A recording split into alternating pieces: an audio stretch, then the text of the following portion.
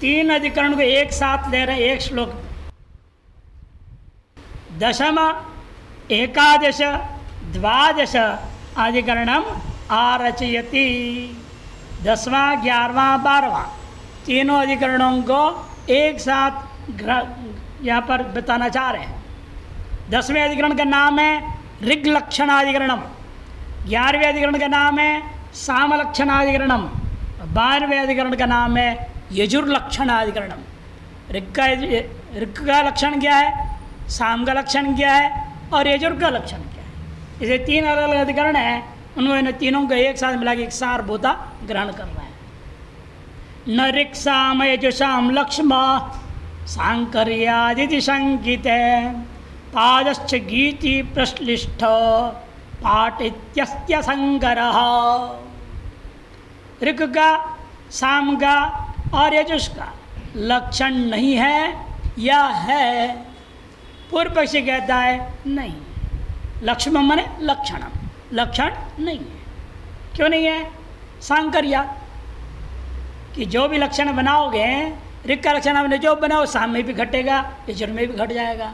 या साम का लक्षण बनाओ वो इधर भी जाएगा उधर भी जाएगा, सांकर्य हो जाएगा। इसीलिए एक कोई सही लक्षण हम नहीं बना सकते। ऋग्वेद में भी सब प्रकार के, यजुर्वेद में सब प्रकार के हैं, सामवेद में भी सब प्रकार के ऋचाएँ मंत्र हैं।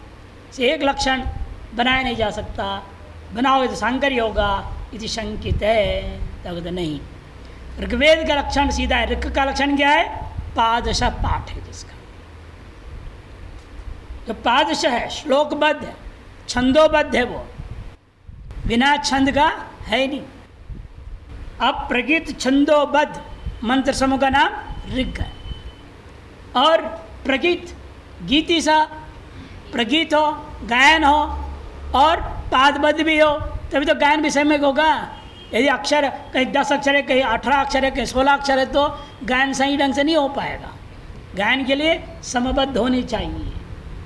इसलिए पादबद्ध होते हुए गायन जिसमें है उसका नाम सामवेद, पादबद्ध होते हुए जिसमें गायन नहीं होता उसका नाम ऋग्वेद। और जब प्रश्लिष्ट है, छंदोबद्ध नहीं है, प्रगीत भी नहीं है, ऐसे का नाम यजुर्वेद है। इस प्रकार से पादश पाठ को ऋक्, गीति पाठ को साम और प्रश्लिष्ट पाठ को यजुर इति अस्ति असंकर।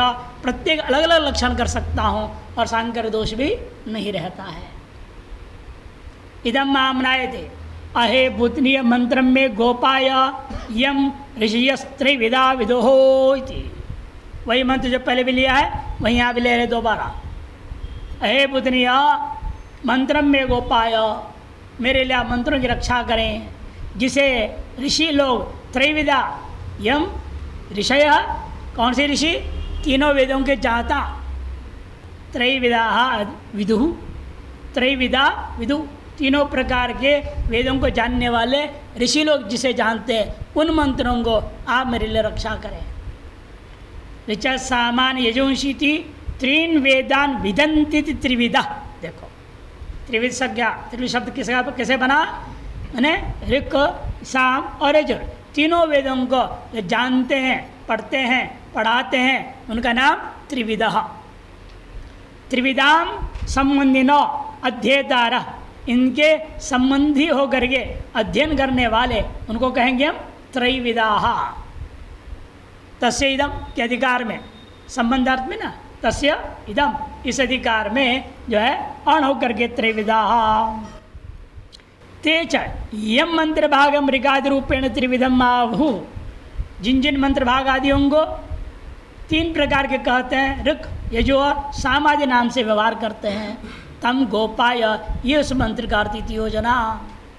तत्र त्रिविधानाम ऋक् साम यजुषाम व्यवस्थितम लक्षणम नास्ति। इनमें तीन प्रकार के कहे गए ऋक्, साम और यजु, इनका कोई व्यवस्थित एक सम्यक लक्षण नहीं है।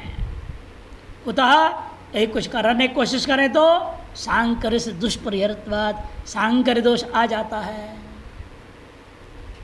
अध्यापक सिद्ध है ही ऋग्वेदासु पठितो मंत्र इति लक्षणम वक्तव्यम। यदि कोई कहे अध्यापकों में प्रसिद्ध है, ये ऋग्वेद है, ये यजुर्वेद है, ये सामवेद है, उसे परंपरा से हम ले लेंगे। उन पठित मंत्रों को हम तत्व से ले लेंगे, ऐसा हम लक्षण सामान्य लक्षण बना लेंगे। तच्च संकीर्णम, ऐसा लक्षण बनाओगे संकीर्ण हो जाएगा, सांकरी हो जाएगा। कैसे सांकरी होगा? देवो वह सवितो उत्पुन्नातो अच्छिद्रेण पवित्रेण वसो सूर्यस्य रश्मिभिर इति अयं मंत्र यजुर्वेदे संप्रतिपन्नः यजुषां मध्ये पठिता। यानी यही मंत्र में क्या हुआ? दूसरे से गड़बड़ कर दिया। न च तस्य यजुष्टमस्ति, ये उसको यजुष्ट नहीं कह सकते। क्यों? तद ब्राह्मणे सावित्र ऋचाइत्युक्तेन, उसी को ब्राह्मण में क्या कहा? ये सावित्र ऋख है बोल दिया, ये ऋख है, यजुर नहीं है बोल दिया। पाठ कहाँ है उसका? यजुर्वेद में। यजुर्वेद में ऋंग मंत्र पठित है। आप भी देख रहे हैं मुंडकोपनिषद प्रश्नोपनिषद पर पढ़ते हो, इत्येतौ श्लोकौ, है ना, एते श्लोका भवन्ति, वो सब क्या है? अधिकतर ऋग्वेद के मंत्र दे दिया। अब अथर्ववेद के बीच में ऋग्वेद के मंत्र आ गए। इसलिए ये पूरे एक लक्षण अथर्ववेद का हम नहीं कर सकते, पीछे जो ऋख भी है। जैसे दृष्टांत ने उठाया, ये जो पूरा मंत्र है, देवो वह सविता उत्पुनातो अच्छिद्रेण पवित्रेण वसः सूर्यस्य रश्मिभिर, यदि ये जो मंत्र है यजुर्वेद में संपठित है और यजुषों का मध्य में पठित होने के नाते लोग उसको यजुर्वेद समझते हैं, किंतु न च तस्य यजुष्टवमस्ति, लेकिन इसमें यजुष्टव नहीं है। क्यों? तो उसको तद मैंने उसी को ब्राह्मण भाग में सावित्री चा इत्युक्तेन व्यवहृतत्वात्, सावित्री सवित्र देवता ऋग है, ये ऐसे स्वयं जो है कर्मकांडियों ने व्यवहार किया है। ऐसे एक और दृष्टांत, एतत् साम गायन नास्ते इति प्रतिज्ञाय, एतत् साम गायन नास्ते, ये प्रतिज्ञा क्या हुई है? तैत्तिरीयोपनिषद में अहमन्नम अहमन्नम अहमन्नादो हुआ है ना, उसको बोल रहे हैं। यदि प्रतिज्ञाया किंचित साम यजुर्वेद गीतम, किंचित सामों को यजुर्वेद का गायन कर दिया, फिर अंत में आया अक्षितमसी अच्युतमसी प्राण संचितमसी त्रीणी यजूंशी। सामवेद में भी समाम बनाता है, तो सामवेद में भी हमने यजुर्ष का पाठ कर दिया। पहले सामवेद लिया, एत साम गया नास्ते बोल दिया, सामों का वर्णन किया, फिर उसके बाद में 3 यजुर पाठ कर दिया। अच्छा, सामवेद के अंतर्गत यजुर्वेद पठित हो गया, और साम का लक्षण उसमें कैसे घटा हो गया यजुष में? इसे नहीं हो सकता। सामना आश्रय बोता तथा गीयमान से सामना आश्रय दृच सामवेद समामना थे। एवमेव गीयमान जो साम है उनके लिए आश्रयभूत जो ऋचाएँ हैं कहाँ से लाओगे? उनको भी सामवेद में पाठ कर दिया। अमुक ऋचा में अमुक साम पाठ करो, ऋचा का भी पाठ हो गया और साम का भी पाठ हो गया। सामवेद में ऋक्कों का पाठ हो रखा है, अतएव सांकर से बच नहीं सकते। तस्मात् नास्ति लक्षणम, इसलिए एक लक्षण आप बना ही नहीं सकते। यदि चे न पादादि नाम असंकीर्ण लक्षणत्वात्, पादादियों को लेकर के असंकीर्ण लक्षण बना सकते। चारों वेद में कहीं भी लक्षण घट जाए हमें कोई दिक्कत नहीं। सामवेद में ऋक् आ गया कोई आपत्ति, सामवेद यजुर आ गया कोई आपत्ति नहीं। हम उसमें लक्षण घटना चाहिए, देखना चाहिए ये पादबद्ध है क्या, ये गीति होता है क्या इसका, या केवल प्रशिष्ट पाठ है इसका, उतना ही देर विभाग हो जाएगा। जैसे सभी वेद में सभी चीज़ें होने पर भी कोई दोष नहीं आएगा। सामान्य लक्षण क्या है?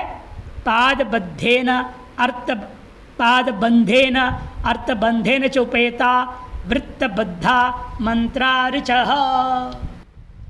ऋग्वेद किसे होते हैं? ऋक् किसको कहा जाता है? जब पाद से बंधे हुए हैं, अर्थ से भी बंधे हुए हैं, और वृत्तबद्धा, वृत्त माने छंदोबद्ध, वृत्त कहते हैं छंदो। छंद शास्त्र अनेक ग्रंथों के नाम भी है, वृत्तमंजरी आदि ग्रंथ है, छंदो मंजरी, वृत्तमीमांसा मैंने छंदों के चिंतन किया उसमें, वृत्त रत्नाकर ग्रंथ है। वृत्त माने छंद, छंदोबद्ध होनी चाहिए और पादबद्ध भी होना चाहिए और साथ साथ अर्थ से युक्त भी होना चाहिए, ऐसे का नाम ऋग होता है। अब ये सब के रहते हुए गायन भी हो जाए तो उसका नाम साम हो जाएगा। गीति रूपा मंत्राः सामानी। पाद से बंधा हो, अर्थ से भी बंधा हो, वृत्त भी हो और साथ साथ गीति युक्त हो जाए, गायन से युक्त हो जाए, उनका नाम साम कहा जाएगा। और जहाँ वृत्त भी नहीं है, गीति भी नहीं है, वृत्त गीति वर्जितत्वेन प्रश्लिष्ट पठिता मंत्राः यजुंषी इत्युक्ते न क्वापि संकरः। ऐसे हम 3 पृथक पृथक लक्षण करने पर कहीं भी कोई सांकर दोष नहीं रहता है। जहाँ छंद भी नहीं है, गायन भी नहीं है, किंतु बाकी है अर्थ तो रहेगा, निरर्थक कोई वेद वाक्य नहीं है। अर्थबंध है ना, पादबंध भी रहेगा, अर्थबंध भी रहेगा, लेकिन उसमें छंद निश्चय नहीं है और गायन भी नहीं होता। ऐसे मंत्र समूह का नाम यजुः। अतः यजुर्वेद के इस तरह मंत्र आप देखेंगे, यजुष्ट में क्या होता है, अक्षर संख्या विषम रहता है, कभी भी वो पादबद्ध नहीं रहेगा। पाद से क्या होता है, अक्षर बराबर होते हैं, और जब पाशा होगा उसे गायनी सम्यक भी होता है। नहीं तो गायन के लोकगीत जैसे गायन करना पड़ेगा। लोकगीत तो पटांग होता है, कोई छंद होता नहीं। इस तरह से तीनों का जब अलग अलग लक्षण हम करते हैं तो सांकर दोष कैसे आएगा बताओ। अब चाहे किसी वेद में पढ़ी तो ये लक्षण उसमें गया, जिस लक्षण जिसमें जाता है उस मंत्र को हम ऋक् कहूँगा या यजु या साम व्यवहार हो जाएगा। 13वां अधिकरण आरंभ होता है निगदाधिकरणम। अधिकरण का नाम है निगदाधिकरण। निगद मंत्र होते हैं। पूर्व पक्षी कहेगा इन तीनों से भिन्न निगद मंत्र नाम का अलग समूह मान लो। तो तीनों से अलग नाम रखना क्या पड़ेगा उसको, निगद वेद कहना पड़ेगा कुछ। सिद्धांत है नहीं, निगद मंत्र अलग नहीं है, इन्हीं 3 में से हो जाएगा, अंतर्भाव हो जाएगा। कैसे वही बता रहे। प्रोक्षण रासादयेति निगदस्त्रिविधात् बहिः यजुर्वोच्चैस्त्वधर्मस्य भेदादस्य चतुर्थथा परप्रत्यायनार्थत्वात् उच्चैस्त्वं यजुरेव सः तल्लक्षणेन युक्तत्वात् त्रैविध्यमिति सुस्थितम्। इस यजुर्वेद में अंतर्भाव कर दूंगा, यजुष में ही अंतर्भाव हो जाएगा। पूर्व पक्षी कहेगा प्रोक्षणी रासादय, ऐसा अनेक विधिया देखिए नीचे दिया है। आसादय और क्या है, इत्थम बर्हिरुपसादय अग्निद अग्निन विहर बर्हिस्त्रीणीः स्त्रीणीः बर्हिः स्त्रीणीः इंद्र आगच्छ हरिव आगच्छ इत्यादियों का नाम है निगद मंत्राः, निगदामनाथः। अब यहाँ पर कहता है पूर्व पक्षी इन निगद मंत्रों को त्रिविध जो माना ऋग यजुर और साम, इनसे बही, इनको बाहर एक चौथा ये भाग अलग कर दिया जाए। क्यों? इसको जोर से बोलने को कहा, जोर से। अरे बाकी सब तो स्वर निश्चित है ना, बाकियों के क्या होता है, स्वर निश्चित रहता है, उदात अनुदात स्वरित पक्का है वहाँ पे। और यहाँ इसको जोर से बोलने बोल दिया। अरे उदात नहीं देखना, स्वरित नहीं देखना, कुछ नहीं देखना, जोर से चिल्लाओ, ऐसे बोला है। अर्थात केवल उच्च स्वर से कहने के कारण से इसको चौथा विभाग अलग कर देना चाहिए। यजुर याद किसी का भी धर्म नहीं है, उच्चस्तु धर्म है। उच्चस्तु धर्मस्य यजुर, उच्चस्तु धर्म यदि लोग है तो यजुर्वेद में कैसे आएगा, इस तरह से ऋग्वेद में कैसे आएगा, सामवेद में कैसे आएगा। इसीलिए भेदाद अस्य चतुर्थता, उच्चस्तु धर्म को लेकर उच्चस्त्व प्रत्यय उच्चस्तु धर्मस्य भेदात, भेद होने से अस्य इस निगद मंत्रों को चतुर्थ विभाग मान लो। सिद्धांत कहते नहीं नहीं, अरे वह जोर से बोलने इसलिए कहा, ये सब आदेश पर लगभग है, इसलिए पर प्रत्यानार्थत्वात् उच्चस्तम, दूसरे को अनायास बोध हो जावे इसके लिए जोर से कहने को कहा है। यजुरेव सह, यानी यजुर्वेद में ही रहेगा, ये सब यजुष कोटि में जाएगा। क्यों? तल्लक्षण नियुक्तत्वात्, क्यों इसे वृत्ति भी नहीं है, गीति भी नहीं है, इन वाक्यों में, इन मंत्रों में छंद भी नहीं है, गायन भी नहीं है, अतएव इनको यजुष कोटि में लिया जाएगा। तल्लक्षण नियुक्तत्वात्, अतएव क्या हुआ, त्रिविध्यमेव इति सूचितम, कोई चौथा विभाग बनाने की जरूरत नहीं, 3 विभाग है, यही सही है, ये सुस्थित हो गया। प्रोक्षणीर आसादय इत्वं बर्हिर उपसादय अग्निद अग्निन विहर। प्रोक्षणियों को सम्यक प्रोक्षणी पात्र होता है, उस जगह सही ढंग से रख दो अपने जगह पर। बर्री का आसादन कर दो, इदमा बर्री का आसादन करो, वो भी और उसके स्थान पर रख देना। आसादन होता है पात्र आसादन, बर्र आसन, ये सब आसन में रखना उनके उनकी जब यज्ञ के आरंभ में कौन चीज़ कहाँ रखनी है वो भी विधि है, उस विधि से उस स्थान में उस मंत्र बोलते हुए रखना होता है। हर चीज़ को रखने की व्यवस्था है, उन मंत्रों को बोलते हुए जगह जगह उसको व्यवस्थित ढंग से रख देगा वो। अग्नित अग्निन विहर, हे अग्नित संबोधन है, अग्नित एक ऋत्विक का नाम है और उसको कह दिया अग्नियों का विहार करो, मैंने अग्नि को उद्दीप्त कर दो। बरिस्त्री ही, बर्रियों का आस्तरण कर दो। एक जगह रख दिया था पहले बर्री, वहाँ से उठाएगा, कितना उठाना है कार्य के ऊपर निर्भर है। आपको 2 2 4 2 6 2 8 बर्री रखनी, 2 इधर चारों दिशाओं में, 8 ही उठाएगा वहाँ से, और 2 यहाँ एक मंच से रखेगा, 2 इधर रखेगा, 2 उधर रखेगा, 2 उधर रखेगा। उसको कहते हैं बर्री आस्तरण करना। इंद्र आगच्छ हरिव आगच्छ, हे इंद्र अत्र आगच्छ, यहाँ आइए, आप यहाँ बैठिए। हे हरिदेव आप यहाँ आकर बैठिए, आगच्छ, आह्वान किया जा रहा है मंत्र इत्यादि।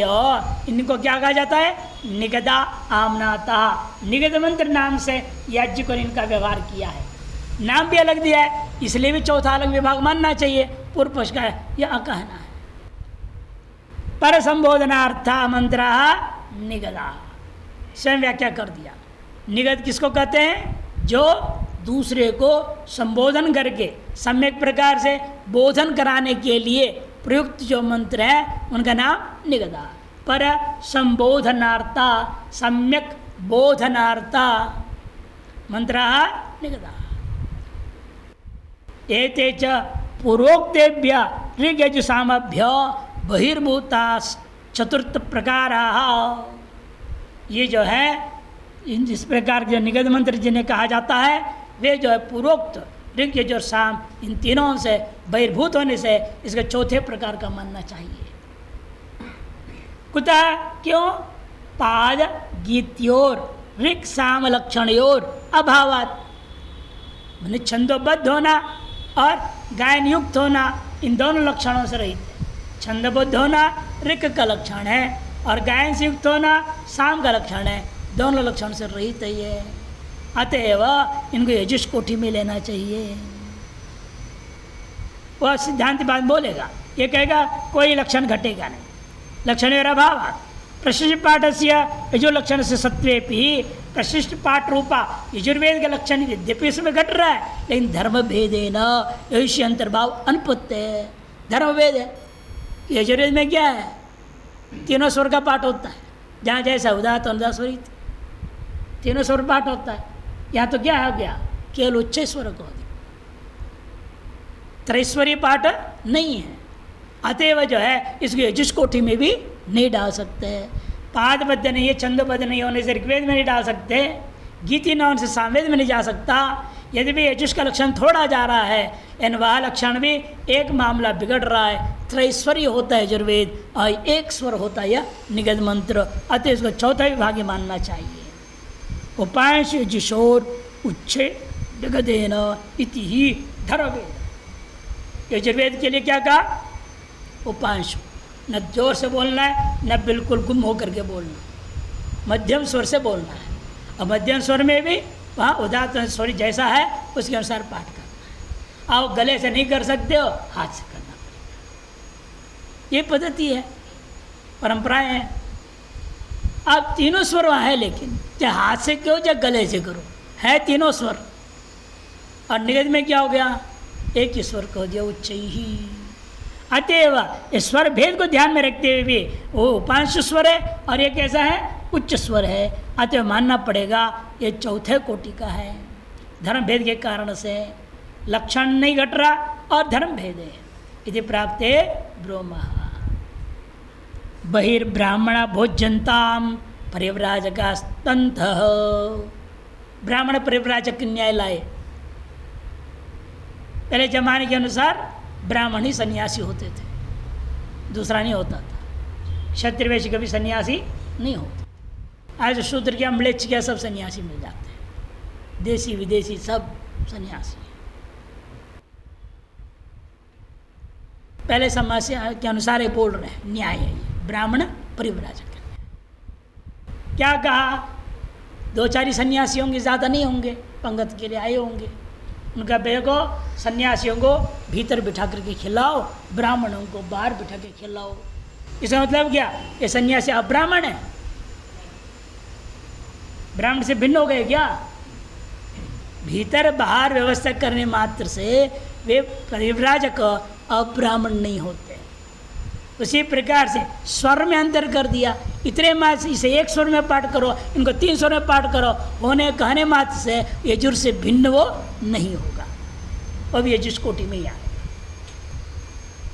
बहिर्ब्राह्मणा भोज्यंताम, ब्राह्मणों को बाहर पंगत लगा दो क्योंकि संख्या ज़्यादा है उनका। और परिव्राजकास्तु अंतः, और जो परिव्राजक है संख्या कम है, इसे उनको भीतर बैठ के खिलाओ, बैठा के खिलाओ। इत्यत्र सत्येव परिव्राजकानां ब्राह्मण्य, यदि परिव्राजकों में भी ब्राह्मण्यता है, आप ब्राह्मण है ही नहीं, फिर भी व्यवहार में इस तरह से कर रहे हैं आप। उसी प्रकार से पूजा निमित्त विशेष यथा, इनमें क्या हो रहा है, पूजा निमित्त विशेष है। ब्राह्मणों की यथा पूजा, वैसे सन्यासियों की पूजा नहीं, सन्यासी पूजा का अलग होता है, यति पूजा अलग होता है। अब यहाँ तो सब एक ही बोल दे, नमोस्तु अनंता है, सबको एक ही, चाहे ब्राह्मण हो चाहे सन्यासी हो, सबको बराबर। नहीं तो वैसा नहीं है, यति पूजा अलग होता है। छपते भी है छोटी सी पुस्तक, यति पूजा मंत्र, यति पूजा की, सन्यासी की पूजा किस तरह से की जाए।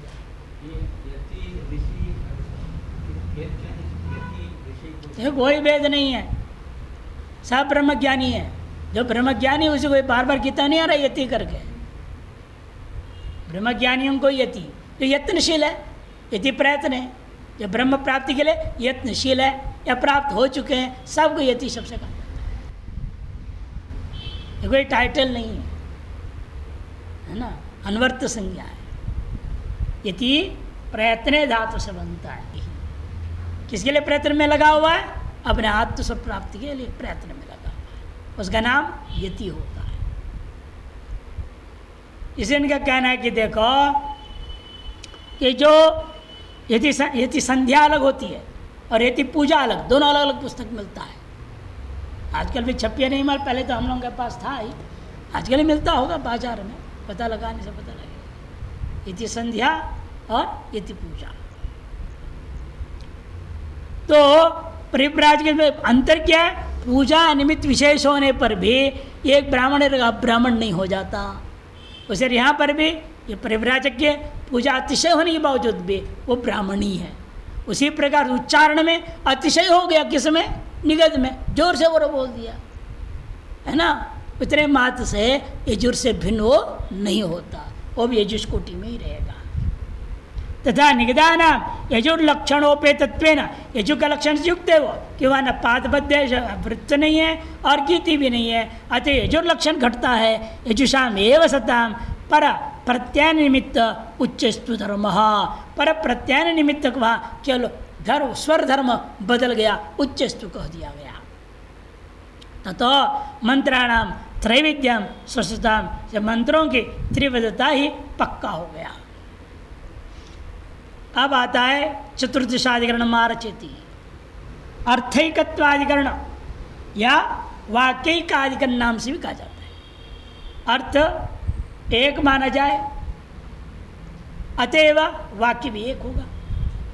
यदि अर्थ भिन्न है तो वाक्य भिन्न भिन्न मानना पड़ेगा। कुछ मंत्र समूह लेकर के विचार करेंगे। देवस्यत्वेति वाक्यस्य भिन्नत्वम् अथवैकता ऐक्य प्रयोजकस्यात्र दुर्बोधत्वेन भिन्नता विभागे सति साकांक्षस्य एकार्थत्व प्रयोजकं तस्माद् वाक्यैक्यमेतेन यजुरन्तो अवधार्यते। देवस्यत्वा सवितु इत्यादि मंत्र है, उस मंत्र में विचार किया जा रहा है भिन्नत्वम अथवा एकता, भिन्न भिन्न माना जाए अथवा पूरे मंत्र को एक माना जाए।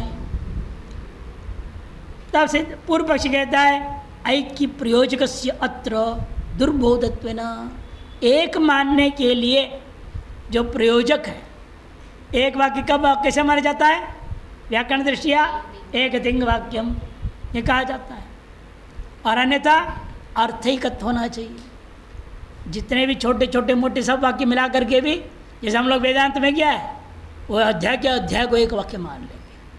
क्यों? उपक्रम और उपसंहार, पूरे का पूरा एक वाक्य। भले वहाँ 50 मंत्र प्रयोग हो रहा है, 50 वाक्य बोल रहे हैं आप, लेकिन सारों 50 वाक्य मिल करके एक वाक्य है। क्यों? महावाक्य अर्थबोध कराता है, अर्थैकत्व नहीं बनाते हैं, पूरे का वाक्यिक वाक्यता करके एक वाक्य माना जाएगा। इसलिए प्रयोजक क्या क्या होना चाहिए, या तो एक तिंग वाक्यम के अनुसार चलो व्याकरण के अनुसार, या एकार्थ अवबोधकत्व आ जाए तो एक वाक्य माना जाएगा। पूर्व पक्ष कहता है ये जो विषय वाक्य उठाया गया है उसमें अर्थैकत्व भी नहीं है, एक तिंग भी नहीं, अलग अलग तिंग भी है। अतएव कोई भी प्रयोजक घट नहीं रहा है, इसे एक वाक्य नहीं अनेक वाक्य मानना चाहिए। तो सिद्धांत नहीं, विभागे सति साकांक्षन सूत्र है, जैमिनी सूत्र, उसके आधार पर हमें निर्णय करना पड़ेगा एकार्थत्व प्रयोजक, या एकार्थ था जो है वही प्रयोजक है, इसको एक वाक्य कहने निर्णय लेने में। तस्मात् वाक्य ऐक्यमेव एतेन यजुरन्तो उदाहर्यते, और वाक्य को भी लक्षण किसका घट रहा है, यजुष का लक्षण घट रहा है, इसी यजुष के अंतर्गत ही उसको लिया जाएगा, रिक में नहीं, साम्य भी नहीं। दर्श पूर्णमास रामनायते, विषय वाक्य ऐसा है, दर्श और पूर्णमास प्रकरण में पठित है। देवस्यत्वा सवितो प्रमुदे अश्विनोर बाहुभ्याम पूष्णो हस्ताभ्याम अग्ने जुष्टम निर्वपामि इति।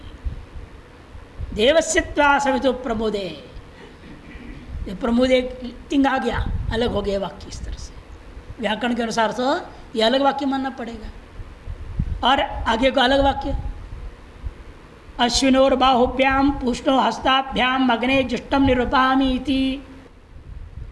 अग्नि देवता के लिए हाथ से नहीं, अश्विनी देवता के लिए बाहुओं से, पूषा देवता के लिए हाथ से हम अग्नये जुष्टम निर्वपामि, और अग्नि के लिए भी हमें जुष्ट मने सेवित वस्तु जो उनके द्वारा बताए जो द्रव्य उनके लिए वो मैं निर्वाप कर देता हूँ, उन्हें अपने भंडार घर से पृथक कर देता हूँ। तत्र वाक्यानि भिन्नानि, या अलग अलग वाक्य मानना पड़ेगा। देवस्यत्वा सवितो प्रमुदे अलग कर दो, और अश्विनोर बाहुभ्याम निर्वपामि अलग कर दो, जुष्ट निर्वपामि, पुष्टो हस्ताभ्याम जुष्ट निर्वपामि, और अग्ने जुष्टम निर्वपामि, सब अलग अलग कर दो। तत्र वाक्यानि भिन्नानि भवितुमर्हन्ति, सब वाक्य भिन्न भिन्न हो सकते हैं। कुतः एकत्व नियामक से दुर्बोधत्वात्, एकत्व के नियामक जो बताए गए व्याकरण आदियों में, याचिकों में प्रसिद्ध है, वो कोई भी हेतु हमें नहीं दिखाई दे रहा, लिंक नहीं दे रहा। अर्थैक्यम वाक्यैक्य प्रयोजकम, क्योंकि नियम क्या है, अर्थगत एकता ही वाक्यगत एकता में प्रयोजक होता है। स्यादिति चेत न, और सबके अर्थ अलग अलग है, अतएव वाक्य अलग अलग मानना पड़ेगा। एकस्मिन् पदे अतिव्याप्त है, यानी ऐसा कहना आपका ठीक नहीं। क्यों? एक पद भी अर्थवान है ना, ये कहेंगे अर्थ की वाक्य में प्रयोजक है, अर्थ के तो एक पद में भी आ सकता है। एक पद अनेकार्थ देगा क्या? सभी पद अनेकार्थवाची होंगे क्या? भले ही अनेकार्थ वाले पद भी हो, इन एक प्रकरण में पढ़ा हुआ पद एक ही अर्थ देगा, दो अर्थ नहीं दे सकता। इसे पहले ज़माने में क्या होता था, अनेकार्थक शब्दों को प्रयोग कर देते थे, द्व्यर्थक। अब देखिए पूरे महिमा स्तोत्र द्व्यर्थक है, हरि महिमा स्तोत्र भी है वो, और हरा महिमा स्तोत्र भी है। शिव महिमा स्तोत्र जब पढ़ते हो वो हरि परक भी व्याख्या उसका, हर परक भी व्याख्या है। द्व्यर्थक हो कि नहीं हो गई पूरी की पूरी की पूरी। पूरे 32 श्लोक हैं, 32 दांत थे ना शिव जी के, सबके होते 32 दांत, शिव जी के भी 32 दांत थे, हर एक दांत में एक एक श्लोक था। जब महिमा स्तोत्र गाए पुष्पदंत आचार्य जी, वो सोचे मैंने बड़ी रचना की है, मेरी रचना है, अहंकार होने लग गया। तब शिव जी ने मुस्कुरा दिए, मुस्कुराए तो सारे दांत दिख रहे हैं, हर एक दांत में एक श्लोक दिखाई दिया, अरे तो अनादि फिर तो। तब पुष्पदंत आचार्य के मन समझ में, ये मेरे हृदय से जो निकला है भावना की वजह से, मेरी रचना नहीं है, ये तो अनादि स्तोत्र है। इसे दांत में नहीं तो कहाँ से आ गया? भगवान ने दिखाया जानबूझ करके, ताकि बता उसके अहंकार को तोड़ने के लिए, तुम्हारी रचना नहीं है, ये तो अनादिकाल है। इसे द्व्यर्थक भी होते हैं, लेकिन एक अधिकतर क्या होता है, एक पद एक ही अर्थ होता है। अतः अर्थक्यत्व वाक्य का लक्ष्य प्रयोजक का हो गया, ये पदों में अतिव्याप्ति हो जाएगा कि पद भी क्या है, अर्थक्य वाले होते हैं।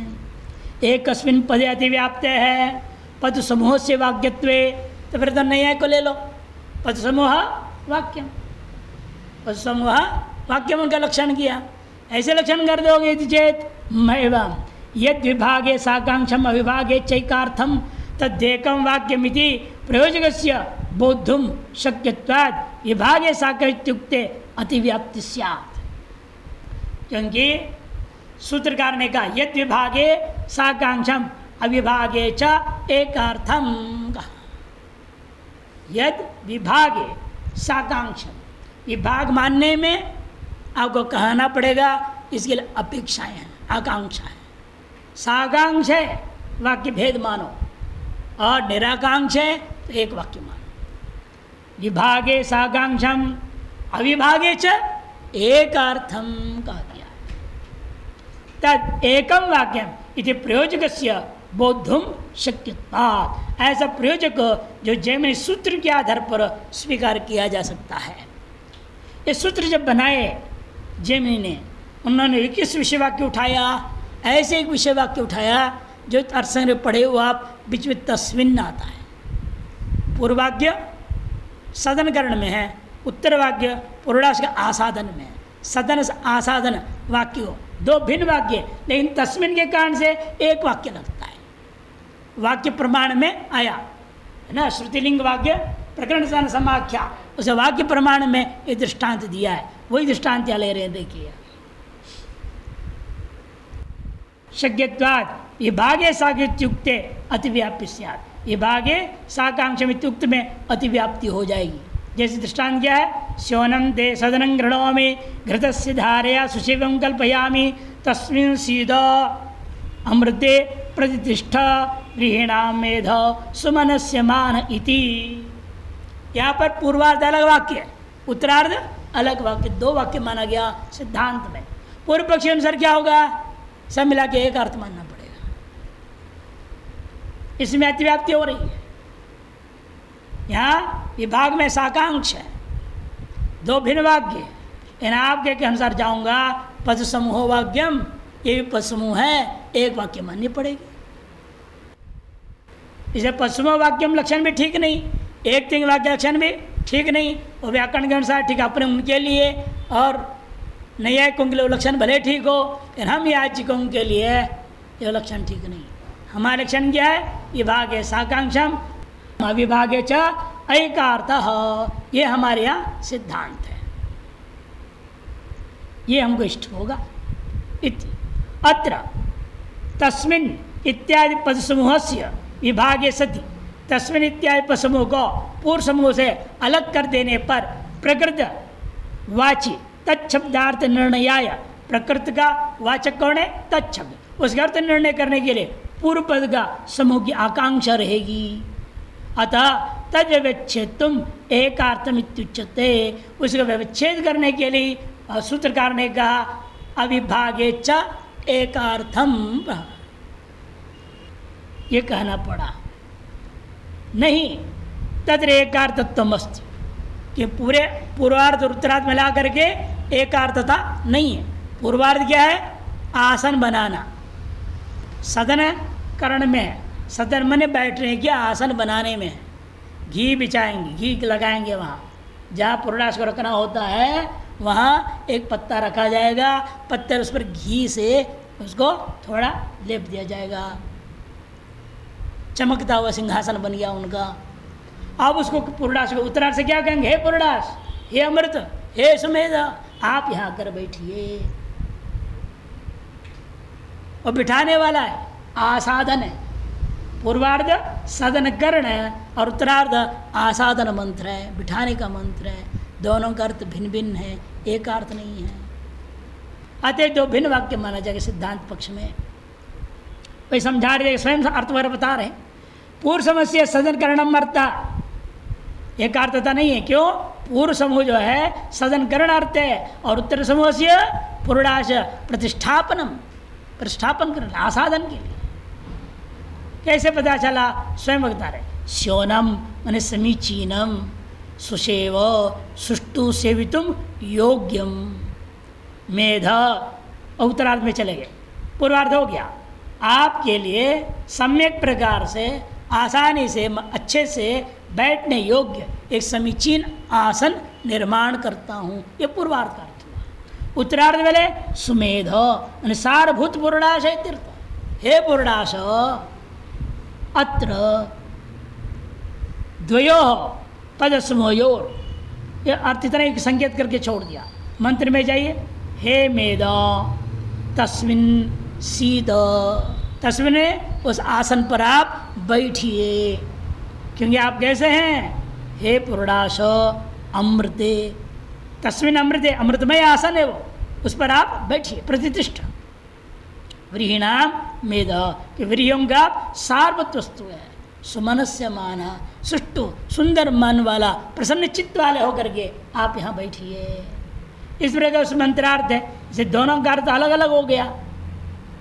अतएव अतर द्वयो पद समूहो, दो पद समूह कौन है?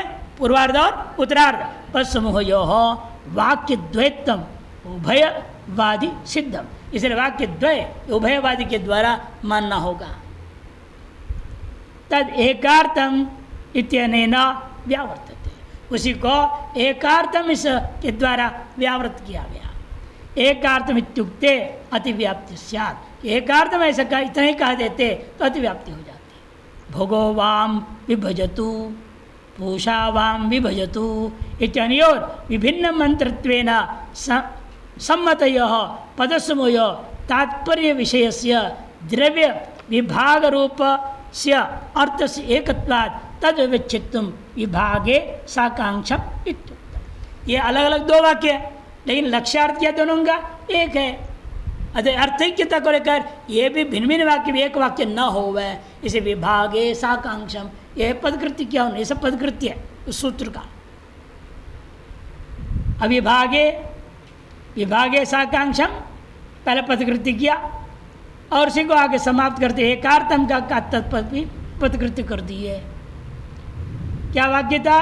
भगो वाम विभजतु, पूषा वाम विभजतु इत्यानियोर विभिन्न मंत्रत्वेन सम्मतयो, भिन्न मंत्रत्वेन सम्मत है। लेकिन उसमें पद समूह यो हो तात्पर्य विषयस्य, तात्पर्य क्या है?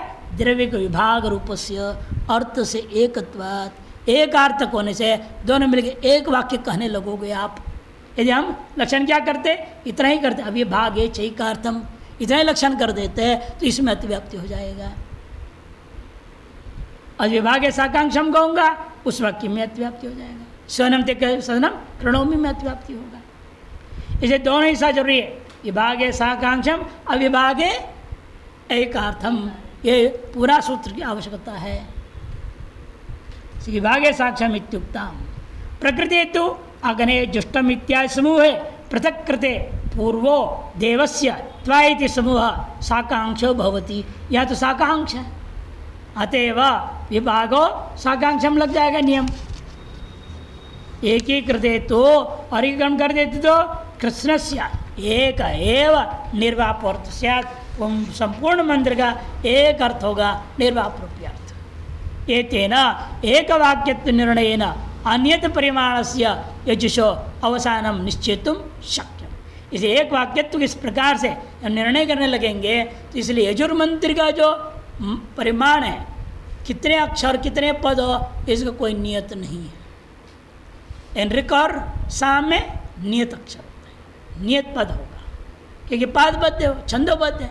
छंद का मतलब क्या होता है? नियत अक्षर संख्या है वहाँ, 12 संख्या, 8 संख्या, 5 संख्या न्यूनतम, पंक्ति छंद बोलते हैं उसको, 5 अक्षर वाले। ऐसे 26 अक्षर तक है प्रकृति, उसे भी ज़्यादा अति प्रकृति आदि भी छंद होते हैं। इसे छंदोबद्ध में क्या है? नियत हो जाता है, इन यजुष में नियत नहीं है। इसे अनियत परिमाणस्य यजुषो अवसानम निश्चेतुम शक्यम। इसलिए अनियत परिमाण वाला इस प्रकार से यजुष के लक्षण का निश्चय करना संभव हो जाता है।